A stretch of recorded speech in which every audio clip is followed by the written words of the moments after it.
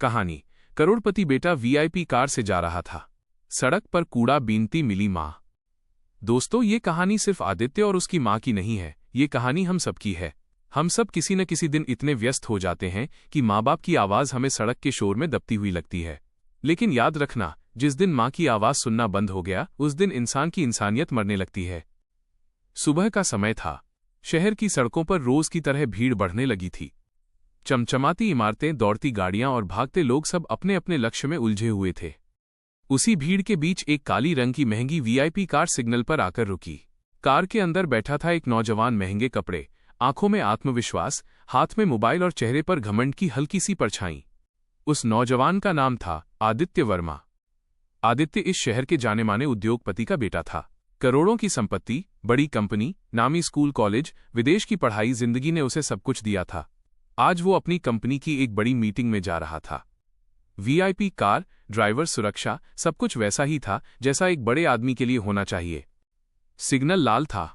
आदित्य ने मोबाइल से नजर हटाकर बाहर देखा। तभी उसकी नजर सड़क किनारे झुकी हुई एक बूढ़ी औरत पर पड़ी। फटे कपड़े, बिखरे बाल, झुकी कमर और हाथ में एक पुरानी बोरी। वो कूड़े के ढेर में से प्लास्टिक और बोतलें चुन रही थी। आदित्य ने मुंह फेर लिया। हर जगह यही गंदगी, यही लोग, उसने मन ही मन सोचा। लेकिन तभी कुछ ऐसा हुआ जिसने उसकी जिंदगी की दिशा ही बदल दी। एक आवाज जो दिल में उतर गई। जैसे ही सिग्नल हरा होने वाला था, उस बूढ़ी औरत की बोरी सड़क पर फिसल गई। प्लास्टिक और कूड़ा सड़क पर फैल गया। कुछ लोग चिल्लाने लगे, कोई गाली देने लगा, कोई उसे भगाने लगा। अरे अंधी है क्या? मरने आई है क्या सड़क पर? बूढ़ी औरत कांपते हाथों से कूड़ा समेटने लगी। तभी उसकी नजर आदित्य की कार पर पड़ी। उसने कार के शीशे की ओर देखा और धीमी कांपती आवाज में कहा, बेटा, जरा पानी मिल जाता तो। आदित्य का हाथ अनायास ही कार के दरवाजे पर रुक गया। उस आवाज में कुछ ऐसा था जो सीधा दिल में चुभ गया। उसने शीशा थोड़ा सा नीचे किया और उस औरत को ध्यान से देखा। अचानक उसका शरीर सुन्न पड़ गया। वही आंखें, वही चेहरा, उस बूढ़ी औरत की आंखें। आदित्य ने उन आंखों को कहीं देखा था, बहुत पहले, बहुत करीब से। उसका दिल जोर जोर से धड़कने लगा। दिमाग ने इनकार किया, नहीं, ऐसा नहीं हो सकता। लेकिन दिल कह रहा था, अगर ये वही हुई तो? आदित्य कार से बाहर उतर आया। ड्राइवर घबरा गया। सर, क्या हुआ? आदित्य बिना कुछ बोले उस बूढ़ी औरत के सामने जा खड़ा हुआ। मां, शब्द उसके मुंह से निकल गया। बूढ़ी औरत ने चौंक कर ऊपर देखा। कुछ पल तक वो उसे देखती रही, फिर उसकी आंखों में आंसू भर आए। आदित्य, मेरा बेटा। उसकी आवाज रोते रोते टूट गई।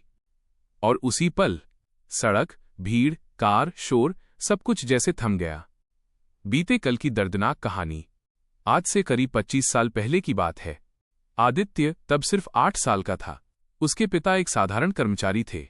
मां शांति देवी दिन रात मेहनत करती थीं। घर छोटा था लेकिन प्यार बड़ा था। एक दिन आदित्य के पिता की अचानक बीमारी से मौत हो गई। घर की सारी जिम्मेदारी शांति देवी पर आ गई। उन्होंने लोगों के घरों में काम किया, बर्तन मांजे, झाड़ू पोछा किया ताकि बेटे को पढ़ा सकें। लेकिन गरीबी धीरे धीरे जिंदगी को निगलने लगी। एक दिन एक अमीर सेठ आया। उसने कहा, बच्चा हमें दे दो, हम पढ़ाएंगे, बड़ा आदमी बनाएंगे। शांति देवी ने बहुत रोका, बहुत रोई, लेकिन हालात ने मजबूर कर दिया। उस दिन उन्होंने अपने बेटे को जाते हुए बस इतना कहा था, बेटा, जहां भी रहो, इंसान बने रहना। आदित्य को एक बड़े घर में भेज दिया गया। धीरे धीरे समय बीता। आदित्य बड़ा होता गया। नई दुनिया, नई पहचान, नया नाम, सब कुछ बदल गया। और शांति देवी जिंदगी की ठोकरों में कहीं खो गईं। मां का संघर्ष। बेटे के जाने के बाद शांति देवी अकेली पड़ गईं। काम छूट गया, उम्र बढ़ती गई, शरीर जवाब देने लगा। कभी मंदिर के बाहर भीख मांगी, कभी रेलवे स्टेशन पर रात गुजारी। आखिरकार कूड़ा बीनना ही सहारा बन गया। हर दिन वो बस एक ही दुआ करती थीं, हे भगवान, मेरा बेटा जहां भी हो खुश रहे। उन्हें नहीं पता था कि उनका बेटा करोड़पति बन चुका है।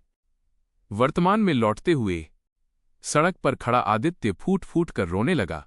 उसने सबके सामने अपनी मां के पैर पकड़ लिए। मां, मुझे माफ कर दो। मैं आपको पहचान नहीं पाया, मैं आपको ढूंढ नहीं पाया। शांति देवी ने कांपते हाथों से उसके सिर पर हाथ रखा। बेटा, मां माफ नहीं करती, मां तो बस खुश होती है।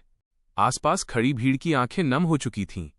वीआईपी कार वहीं खड़ी थी, लेकिन अब उसमें बैठा आदमी सिर्फ एक बेटा था। इंसानियत की जीत।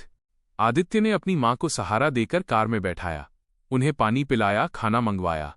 उस दिन मीटिंग रद्द हो गई। आदित्य अपनी मां को घर ले गया, डॉक्टर दिखाया, साफ कपड़े पहनाए। लेकिन सबसे जरूरी काम उसने एक और किया। अगले ही दिन उसने एक आश्रम और वृद्धाश्रम खोलने की घोषणा की, जहां कोई माँ बाप भूखा न सोए। उसने मीडिया के सामने कहा, अगर आज मेरी मां सड़क पर कूड़ा बीन रही थी तो इसका दोष सिर्फ समाज का नहीं, मेरा भी है। कहानी का संदेश। दौलत, गाड़ी, बंगला सब बेकार है अगर माँ बाप की आंखों में आंसू हों। जिसने मां को भुला दिया वो करोड़पति होकर भी सबसे गरीब है। अगर आज ये कहानी सुनकर आपकी आंखें नम हुई हों, अगर आपको अपनी मां याद आई हो, अगर एक पल को दिल ने कहा हो, काश मैं अभी मां को फोन कर लूं, तो समझ लीजिए ये कहानी सफल हो गई। ऐसे ही दिल को छू जाने वाले वीडियो के लिए चैनल को अभी सब्सक्राइब करें।